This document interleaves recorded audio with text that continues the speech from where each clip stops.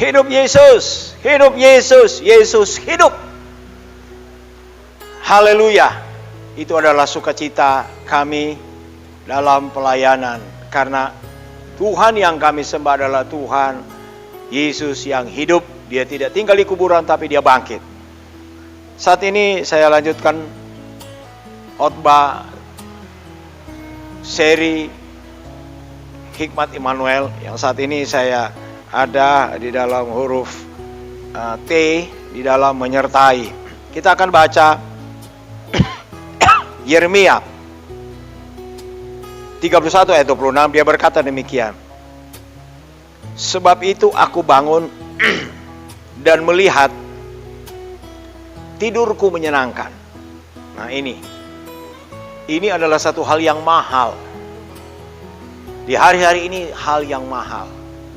Anugerah Tuhan sepanjang umur hidup saya ini, ya, saya belum pernah minum obat tidur.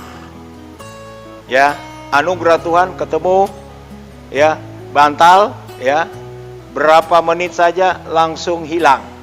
Lalu bangun pagi-pagi, saya melihat tidur saya ini menyenangkan. Bangun pagi, napas masih ada. Bangun pagi, kekuatan baru saya terima. Bangun pagi, saya merasakan menyenangkan. Karena ketika bangun pagi, pertama kali yang saya lakukan, saya angkat tangan, saya bilang terima kasih Bapak, saya boleh bernapas lagi pada pagi hari ini. Dan itu yang saya lakukan. Seumur hidup saya saat ini, saya lakukan itu. Dan saya tidak pernah meminta bantuan dokter, dok saya nggak bisa tidur kalau malam. Bagaimana ya? Ada orang nggak bisa tidur, ya. Kenapa? Ya saya nggak tahu, persoalan mungkin masalah atau apa dan sebagainya. Tapi saya boleh katakan bahwa Alkitab katakan bahwa sebab itu aku bangun dan melihat tidurku menyenangkan. Siapa yang menulis ini? Ini adalah Nabi Yeremia yang hidup dalam tekanan, dalam situasi yang tidak menyenangkan, yang membuat kalau orang lihat kenapa dia seorang nabi kok diperlakukan oleh bangsa Israel begitu kejam, ya. Makan pun dia tidak dikasih, dimasukkan ke dalam penjara, dihujat, mau dibunuh. Itulah Yeremia. Tapi dia bisa tidur tenang. Ada orang yang punya segala-galanya tapi nggak bisa tidur. Karena apa? Nah itu yang menjadi pertanyaan. Kenapa? Jadi untuk tidur, ya, ada rahasianya. Di mana kita serahkan hidup ini kepada Tuhan. Apapun yang akan terjadi malam ini, apapun yang terjadi, itu adalah urusan Tuhan. Ketika kita tidur, kita tidak tahu apa akan terjadi kepada hidup kita sepanjang malam itu. Kita seperti orang mati, ya. Ada orang tidur, bangun pagi sudah nggak ada nyawa. Tapi saya bersyukur bahwa ketika saya bangun pagi sekian puluh tahun ini, saya dapatin hidup yang tidur yang menyenangkan. Itu sebabnya saya ingin bagi kepada generasi muda.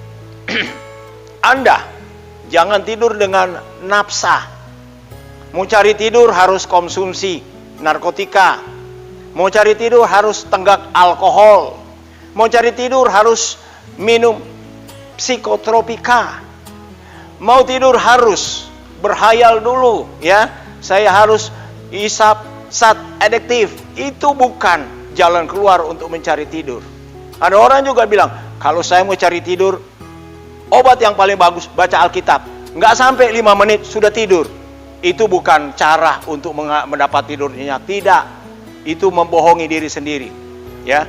Alkitab ini adalah kehidupan. Dan kalau kita membaca ayat ini, ya, kita akan mendapatkan kehidupan yang dikatakan oleh Tuhan, salah satu kehidupan yang diminta oleh para gugus tugas, ya, dokter, para medis, menghadapi situasi COVID yang sedang melanda dunia, khususnya Jakarta. Ada salah satu permintaan yang selalu diberitahu, jaga kondisi tubuh. Salah satu yang harus dijaga adalah tidur yang teratur.